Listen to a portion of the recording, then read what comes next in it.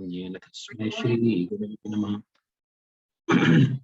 वाञ्छाकल्पतरुभ्यश्च कृपा सिन्धुभ्य एव च पतितानां पावनेभ्यो वैष्णवेभ्यो नमो नमः। जय श्री कृष्ण चैतन्य प्रभु नित्यानंद श्री अद्वैत गदाधर श्रीवासदि गौर भक्तवृंद। हरे कृष्णा कृष्ण कृष्ण हरे हरे, हरे Ram Ram Ram Hare Hare. Hare Krishna. So we shall be continuing to read from text 32 onwards from the 9th chapter of first canto Bhagavatam. So text 32 says, Shri Bhishma Uvacha iti matir upakalpita vritsna Bhagavati satvata pungave vibhumni sasukham upagate kvachit vihartum prakritim upeyushi yad bhava pravaha. Bhishmadev said, let me now invest my thinking, feeling and willing, which were so long engaged in different subjects and occupational duties, in the all-powerful Lord Sri Krishna. He is always satisfied, but sometimes, being the leader of the devotees, he enjoys transcendental pleasure by descending to the material world, although from him only the material world is created.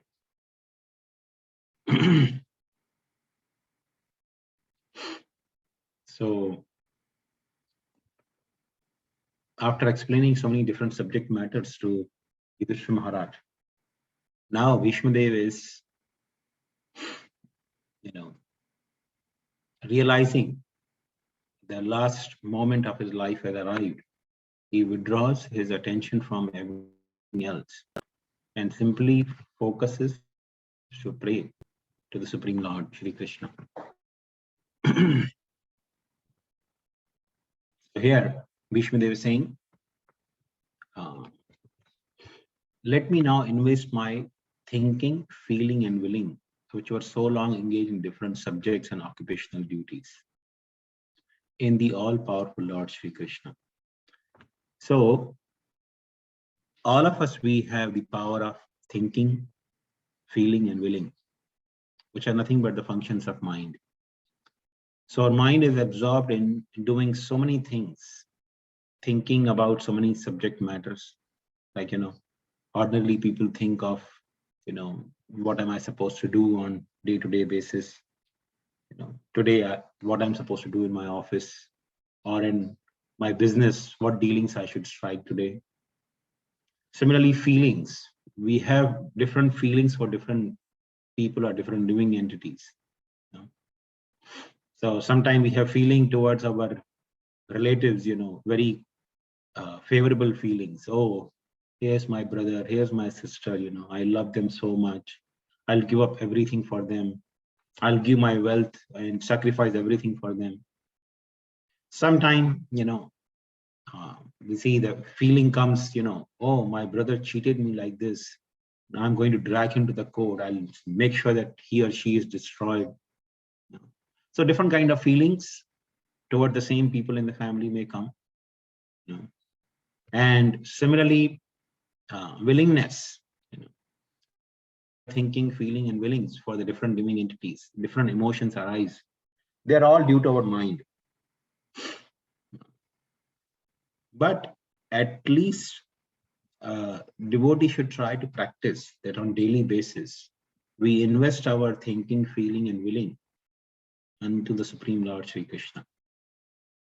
Because by investing our power of thinking, feeling and willing, by investing our mind, mental, power in remembrance of Krishna, there will be some hope and possibility that at the time of death, we will be able to turn our attention to Krishna. And why we should be turning our attention to Krishna at the time of death? Because Krishna says, Tyaktva deham punarjanma naiti mamiti suvartam. If we remember Krishna at the time of death, then we will not take birth again in this world, but we'll go back to Krishna's abode. So Bhishma Dev, toward the end of his life, is actually trying to put his mental attention unto the Supreme Lord, Shri Krishna. And he is glorifying Krishna. That Krishna is always self-satisfied. But being the leader of devotees, sometimes he enjoys transcendental pleasure by descending to the material world. So why Krishna comes to the material world? He doesn't come to material world to kill the demons. That's not the primary focus of Krishna's appearance. Krishna's appearance is mainly to give pleasure to the devotees. Therefore, Bhishma Dev is using the word especially here as Satvata Pungave. Satvata means devotees, and Satvata Pungave means the leader or the master of the Sattvatas or devotees. So, simply to relish, some sukha, swasukham, some self-satisfaction in the association of his devotee, Krishna comes to this material world.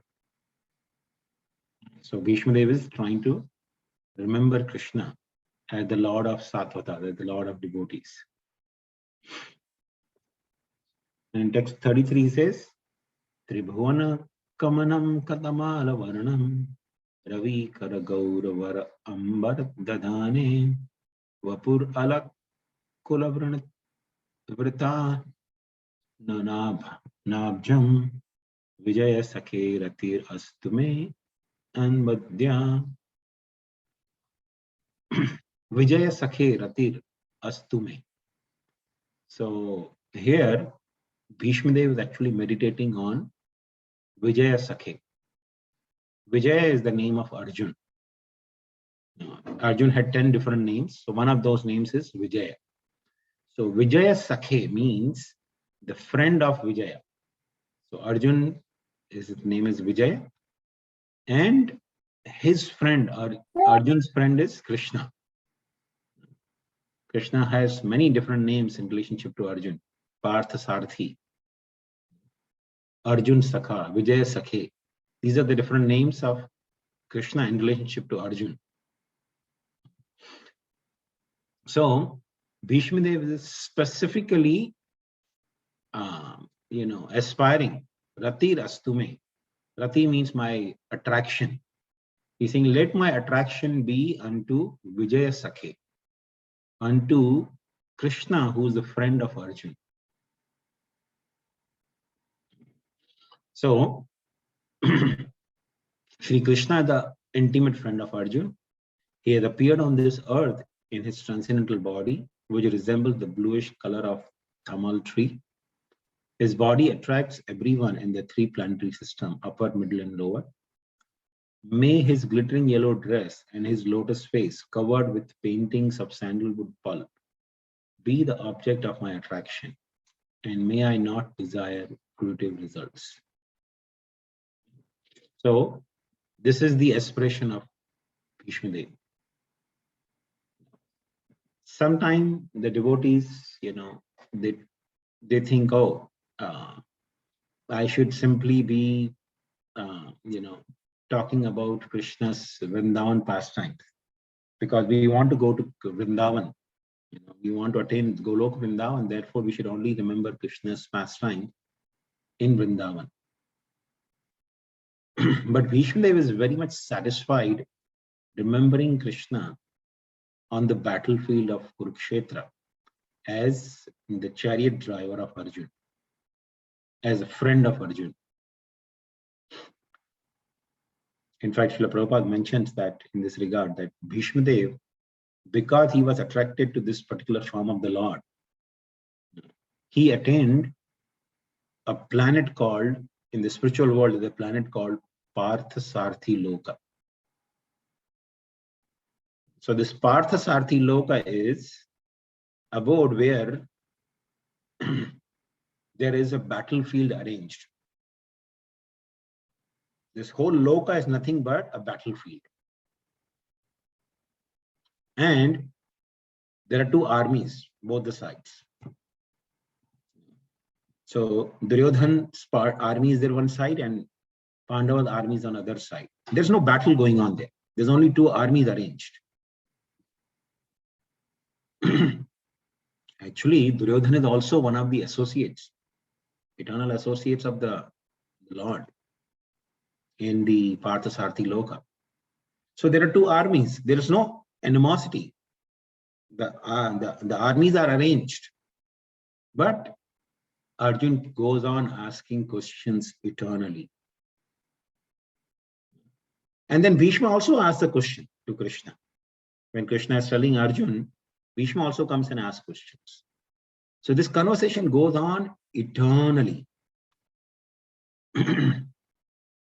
We cannot imagine when Krishna is speaking the subject matter of Bhagavad Gita, how relishable it could be. Here on this planet, we have only 700 shlokas in Bhagavad Gita. And that itself, we struggle to try to understand. But in Parthasarthi Loka, there is edition of Bhagavad Gita which has innumerable shlokas. Since eternity, Krishna has been telling Bhagavad Gita to Arjuna. And Arjuna has been relishing Bhagavad Gita. And Bhishma has also been relishing Bhagavad Gita.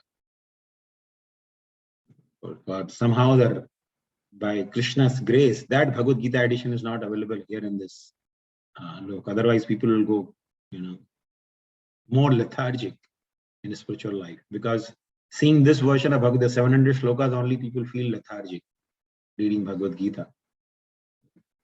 So if they happen to see that version of Bhagavad Gita, they will lose all the interest.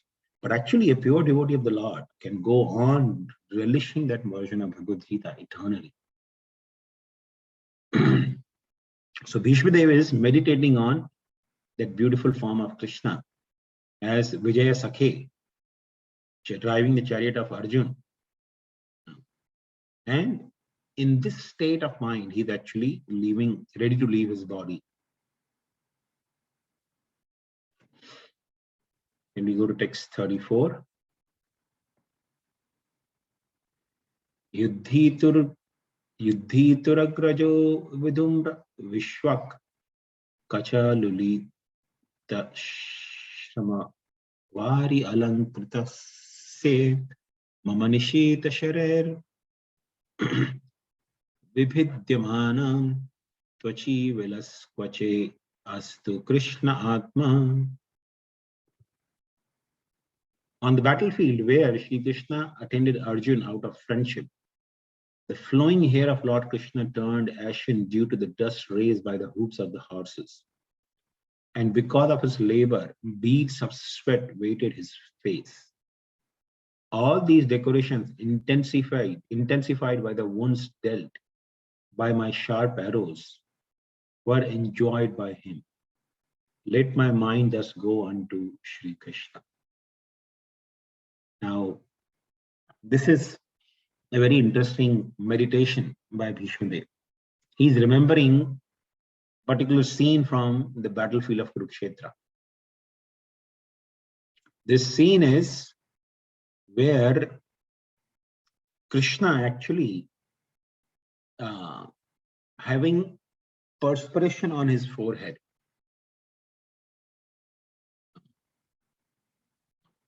And not only perspiration, because it's the battlefield, so many chariots are being driven, so many people are walking on that battlefield. A lot of dust is being raised. And that dust settles on the hair of Krishna, on the face of Krishna. So Bhishma Deva is remembering how Krishna's hair, which are actually black, beautiful, curly black hair Krishna has, they are turned ashen because of the particles of dust which have settled on the hair of Krishna. The hair appear to be ashen color.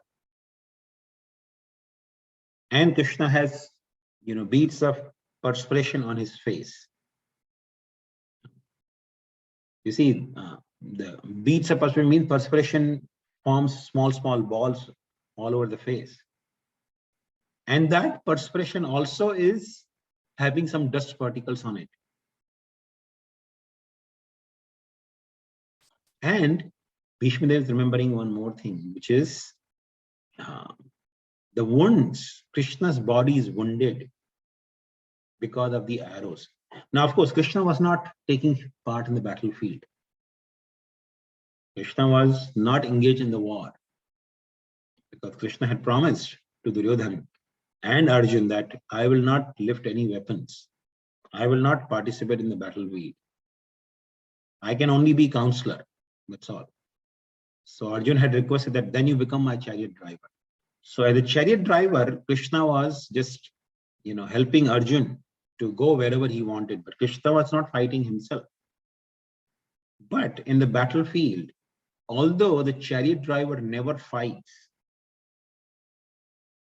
generally the chariot driver is the object of attack from the opposing army as well. Because it's the chariot driver who is actually taking the reins in the hand and taking the charioteer wherever charioteer wants to go for fight or battle. So Krishna, being the chariot driver of Arjun, he was object of many, many enemies' sharp arrows. So when Bhishma Dev was fighting, he was also shooting arrows at Krishna. Now, of course, generally on the battlefield, when somebody is shooting arrows at the chariot driver, they do it out of animosity towards the warrior who's sitting in that chariot. And they feel natural animosity towards even the chariot driver. So they want to kill the chariot driver, kill the horses, destroy the chariot so that the person, he loses his mental strength, because if his chariot driver is dead, his horses are dead, his chariot is broken, then the person loses the mental strength to fight. And then it becomes easy to kill the person also. So Bhishma Dev apparently was also shooting arrows at Krishna with the intention of killing the chariot driver of Arjun. But it was not actually out of animosity. It was out of great love and devotion of Bhishma Dev that he was shooting arrows at Arjun, at Krishna. Not only Arjun, but he was also shooting arrows at Krishna out of immense love for Krishna. Now, Srila Prabhupada actually gives an example in this regard. He says, Bhishma Dev's shooting arrows at Krishna was like the love bites. Sometime when man and woman, they are, having intimate relationship, enjoying the sexual intercourse. That time, sometimes they bite each other. And that biting is certainly painful. When they're biting each other, on the sensitive parts of the body, it is painful, certainly painful. But that is very much enjoyed. It's not seen as a pain. So similarly, Krishna, because he was relishing the love of Bhishma Dev, the shooting of the arrows was actually perceived by Bhishma Dev as the love bites.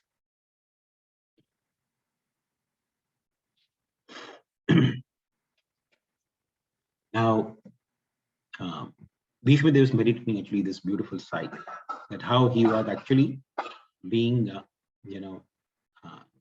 shooting arrows at Krishna, and Krishna was having the wounds along with his perspiration and the dust all over his body. Krishna is also bleeding.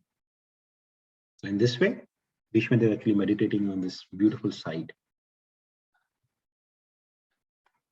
And we go to text 35. Sapadi sakhe vacho nishamya madhye nija parayor balayor ratham niveshaya sthiti para sainakayur akshana hirtvati partha sakhe ratir mamastu. In obedience to the command of his friend, Lord Sri Krishna entered the arena of battlefield of Kurukshetra between the soldiers of Arjun and Duryodhana. And while there, he shortened the lifespan of the opposite party by his merciful glance. This was done simply by his looking at the enemy. Let my mind be fixed upon that Krishna. So here again, Bhishma Dev is using the word Partha Sakhe. Kritvati Partha Sakhe Ratir Mamastu. Same, almost same sentence he's using again in this verse. Rati, let my attraction, let my attraction be unto Partha Sakhe. The previous verse was Vijay Sakhe, here it says Partha Sakhe. So let my attention be on Krishna, who is Partha Sakhe. And he's remembering his actions. Sapadi Sakhi Vacho. Sakhi Vacho means the command or the instruction given by the Sakha, Arjun. So on the battlefield, Krishna was being instructed by Arjun. Arjun was instructing Krishna, take my chariot this way. Krishna, take my chariot that way. And Krishna was an obedient servant following the instruction of Arjun.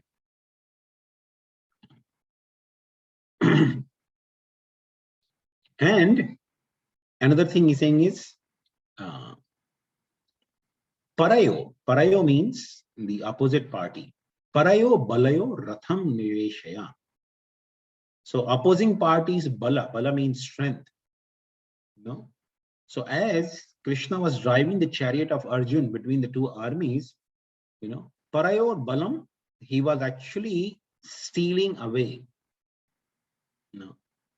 He was stealing away the strength and the ayu. Tvati paras sanike ayu. Sanike ayu means the life duration of all the sanikas or the soldiers. And he was simply doing by simply looking at the opposing army. He was stealing away their bala, their strength, and he was also stealing away their lifespan. See, on the battlefield, these are the two things which are very crucial. The strength and the lifespan. If somebody has a long lifespan and he goes to the battlefield, that means he's assured that he will not die on the battlefield. And the person has bala also, strength also, means he'll be able to conquer his enemies. So Krishna was stealing away, taking away all the bala and ayu from the parasanika. Parasanika means the enemy's soldiers. So Bhishma Dev is meditating that how Krishna, being the friend of Arjun, being obedient, Sakhi Vacho, Sapadi Sakhi Vacho Nishamya Madhye. So being the obedient to the instructions of Arjun, he was driving the chariot between the two armies, wherever Arjun wanted. And while doing so, simply by glancing over the enemy's army, he was stealing away their strength, he was stealing away their lifespan. Unto that Partha Sakhe, unto that friend of Arjun, I want to meditate. Ratir Mamastu. Let my attention, let my attraction be unto that Supreme Lord.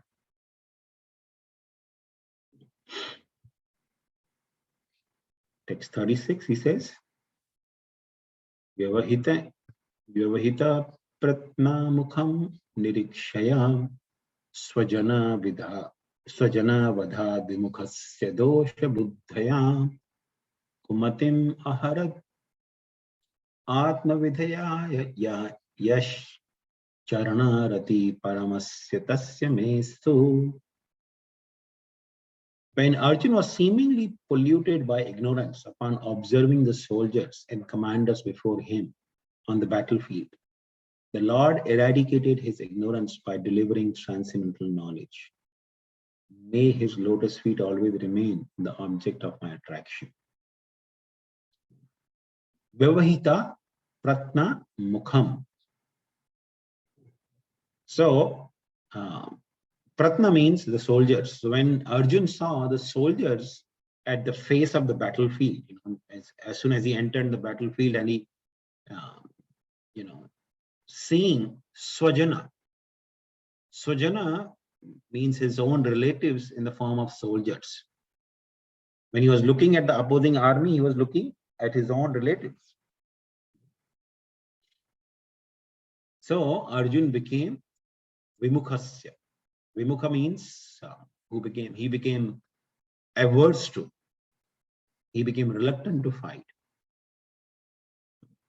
Dosha Buddhaya. Dosha Buddhaya means because of Buddhi, his intelligence was polluted with some dosha,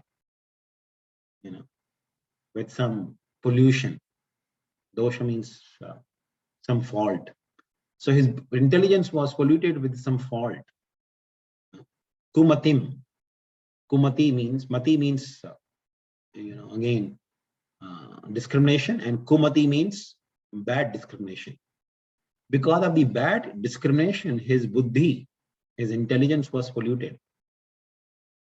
At that time, what did Krishna do? He eradicated aharad. Aharad means he eradicated that pollution of Arjun by Atma Vidyaya, by the transcendental knowledge.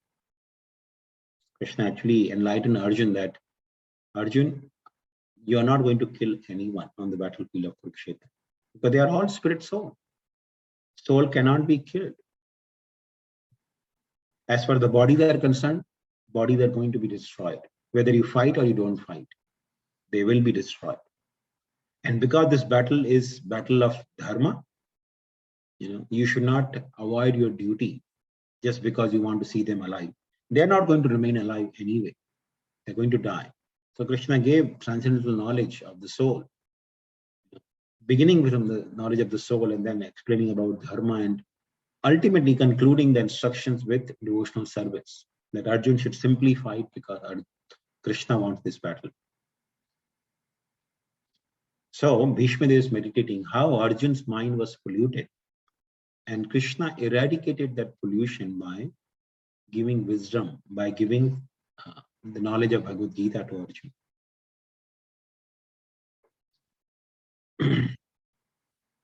Text 37. Swanigamam apahaya mat pratigyam ritam adhikartum avapluto rathastham drita ratha charano bhetyach shaladgur harir ivahantum ibham gato tariyam. Now in this verse, Bhishma Dev is actually meditating one of the very beautiful pastimes of Krishna. Swa nigamam apahaya mat pratigya. So swa nigama means, his own words, his own promise.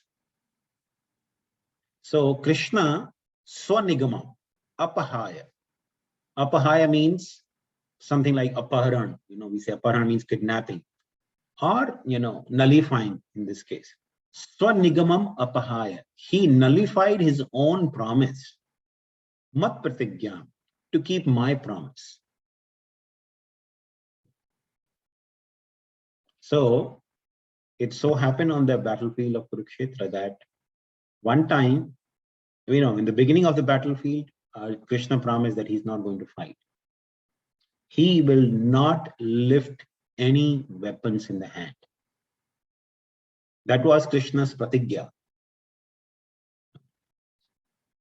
And it so happened that one time during those first 12 days when Bhishma Dev was fighting, 11 days Bhishma Dev was fighting.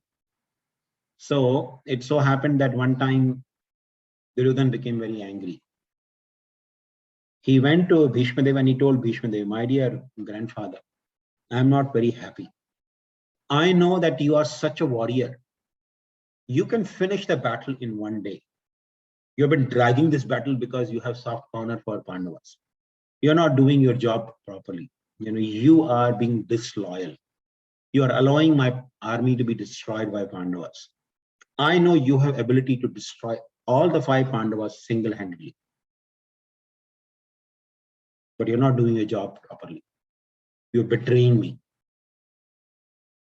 So Bhishma Dev, he's a Kshatriya. In the Kshatriya spirit, he said, okay, all right.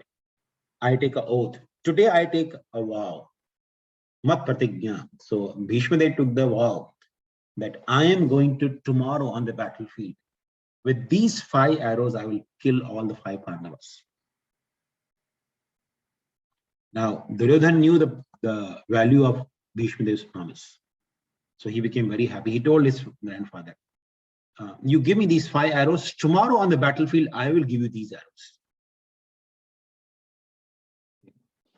And those 5 arrows were actually not ordinary arrows. They were actually some celestial weapons Bhishma Dev had.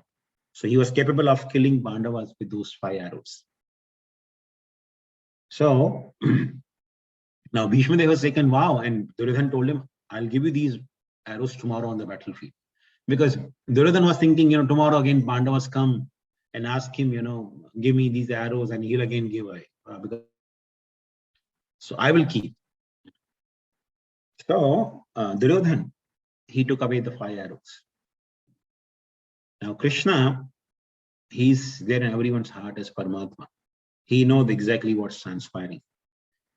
So he told Arjun, do you remember when you were in Gurukul? One time, with seeing your archery skills, Duryodhana became very happy with you. He said, yes. And he told you to take any boon from him. Yes. And you didn't have anything to take that time. You told him you will take some other time. So Arjun said, yes. So what do you want? So Krishna said, now it's time to go and ask some boon from Duryodhana. So Arjun is thinking, what boon in the battlefield? What boon we are going to ask? We don't want to ask for the kingdom. And Krishna definitely didn't have any intention to ask for the kingdom. So they go to the Arjun's camp, Duryodhana's camp, and Krishna tells Arjun that you tell him that give me these 5 arrows that Bhishma Dev has given you. So Arjun went and he reminded Duryodhana, Duryodhana, do you remember you had promised me something to give? He said, yes, I remember. You want kingdom? I'll give you the kingdom. We'll stop the battle. Arjun said, no kingdom. Kingdom I will fight for. I don't want kingdom in there.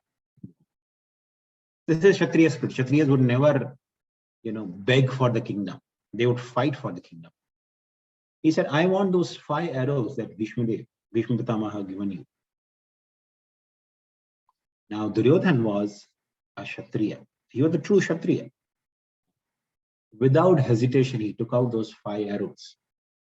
And because he was bound by the promise, he actually handed over those 5 arrows to Arjun. He didn't like it, but he had to do it. As a Kshatriya, he had to do that. So next day when Bhishma Dev asked, Duryodhana had to explain everything. So Bhishma Dev smiled. He was smiling that Krishna is so careful in protecting his devotees, Pandavas. And Bhishma knew that he's also a devotee of the Lord. So he told Duryodhana, don't worry, I don't need those arrows. Today, either Arjuna is going to die at my hands or Krishna has to break his promise. He has promised that he's not going to lift any weapons.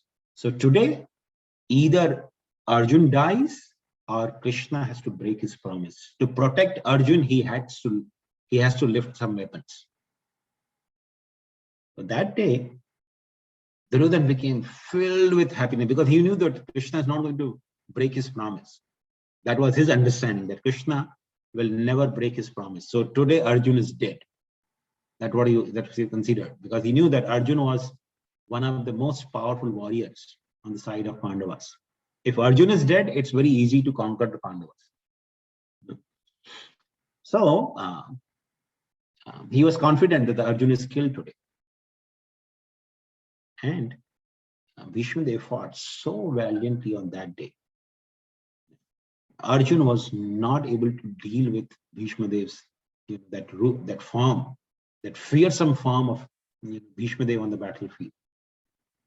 So much so that Bhishma Dev destroyed the chariot of Arjun.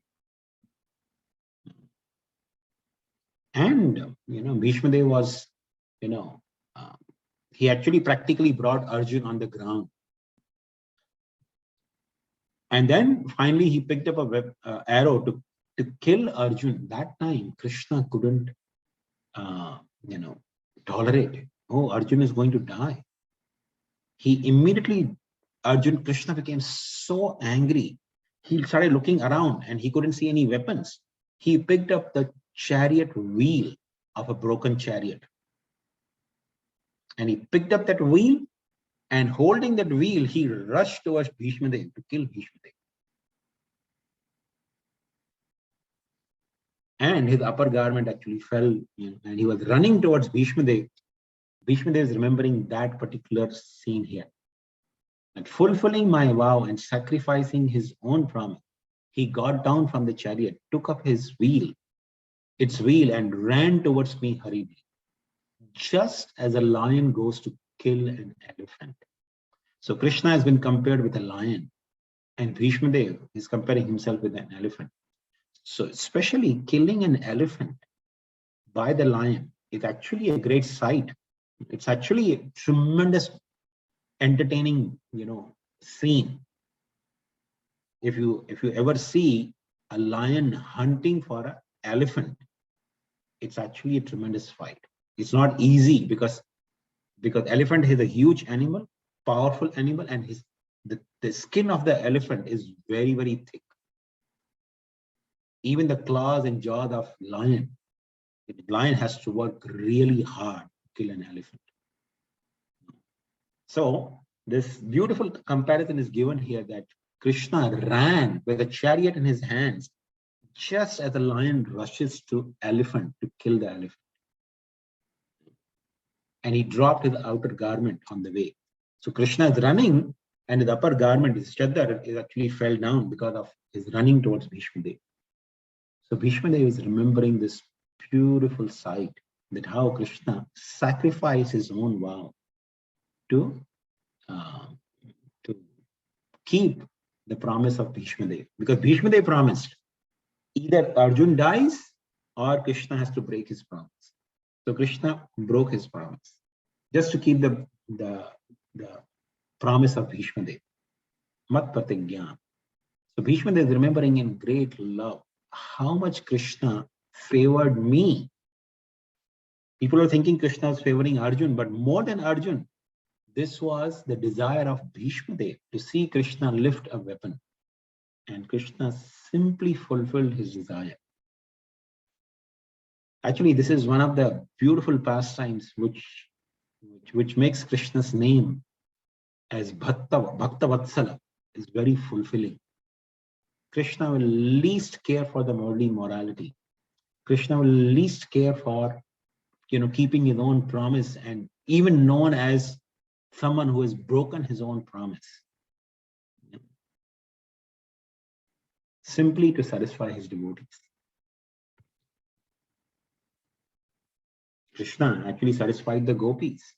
Gopis wanted to, have Rasalila with Krishna. They wanted to satisfy Krishna in Rasalila. And Krishna did not care for the worldly morality.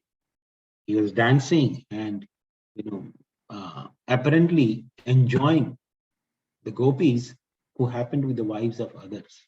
They were married to some other cowherd boys. And Krishna was enjoying with them, simply to satisfy the gopis. Similarly, Krishna on the battlefield, he ran away from the battlefield because he had, to attain, he had to attain the Rukmini. He wanted to protect Rukmini, and therefore Krishna actually even ran away from the battlefield. To protect his devotees, Krishna does not care. He doesn't care for, in any way being blamed or criticized by non-devotees to fulfill the desire of his devotees. So Bhishma Dev is remembering this beautiful pastime in this verse. Text 38 onwards we will discuss next week. We'll stop here. If anyone has any questions, may ask. Hare Krishna Prabhuji, Dhanavad Pranam, Jai Srila Prabhupada. Excellent verses and excellent explanation, Prabhu. Thank you so much. These are my favorite verses. Thank you so much. I have a question, Prabhu, from the verse 32. So, Prabhu, in the verse 32, it was mentioned that he is always satisfied, but sometimes, being the leader of the devotees, he enjoys transcendental pleasure by descending to this material world. Although from him only the material world is created. From him only the material world is created. So, Prabhu, what is the need for Krishna to come to this material world and enjoy with his transcendental pleasure with his pure devotees, Prabhu? What kind of devotees usually, enjoys? Because he has lot many devotees in the spiritual world. He was actually enjoying with his pure devotees in the material world, in the spiritual world.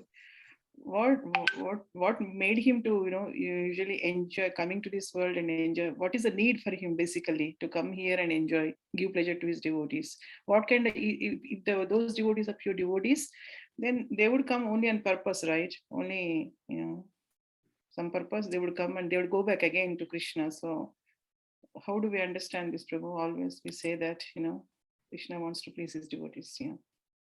Well, Krishna is completely independent Supreme Lord, but he expands his pastimes in the material world simply for the sake of attracting the conditioned souls.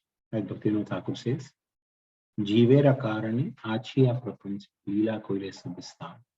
Yes, Krishna has his pure devotees in the spiritual world, and he doesn't have to bring his devotees to the material world and enjoy the pastimes with them. But Krishna does it nevertheless, simply to expand his pastimes and also show to people in the material world what kind of joy they are missing in. So therefore, Krishna expands his pastimes in the material world as well. So he comes to not to actually kill the demons. The primary reason said that he wants to enjoy with his devotees, right? Give pleasure to his devotees. Yes. Okay, thank you so much, Prabhuji.